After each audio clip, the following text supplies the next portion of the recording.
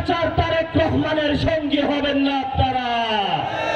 ট্যাক্সের টাকা নিয়ে যদি বিএনপির পকেট ভরা হয়, প্রবাসী ভাইয়েরা রেমিটেন্স বন্ধ করবে, শ্রমিক ভাইয়েরা কলকারখানা বন্ধ করবে, আমাদের যুবক ভাইয়েরা নতুন করে প্রত্যেকটা রাজপথ বন্ধ করবে। বুটের ডাল দিয়ে বস করতে চান।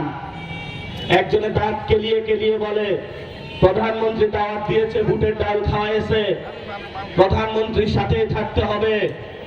আমরা ওইসব গাদ্দারদের উদ্দেশ্যে বলবো, রাশেদ খান, নুরুল হক নূর, জুনায়েদ সাকি, আমজনতার দলের তারেক 17 বছর নির্যাতিত ছিলেন।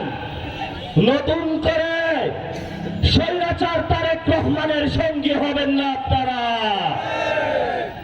পার্লামেন্টে যারা বিরোধী দলীয় সংসদ সদস্য, তাদেরকে তারা গোপন মেসেজ দিয়ে দিয়েছে বিভিন্ন প্রশাসনের জায়গায়, যেখানে এই বিরোধী দলের সংসদ সদস্য, ওইখানে যাতে কোনো উন্নয়নের ছোঁয়া না পড়ে।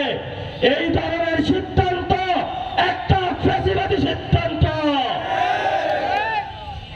আমরা বলি, যদি আপনি বরাদ্দ বন্ধ করেন, যদি আপনি মনে করেন এগুলো আপনার বাপের টাকা, আপনার মায়ের টাকা, আপনার নতুন গুরু মোদির টাকা, তাহলে ভুল করবেন। আন্দোলনের সময় সকল প্রবাসী ভাই একসাথে ঐক্যবদ্ধ হয়ে রেমিটেন্স বাতিল করেছিল। যদি বাংলাদেশের সংস্কার বাস্তবায়ন না হয়, বাংলাদেশের মানুষ ট্যাক্সের টাকা নিয়ে যদি বিএনপি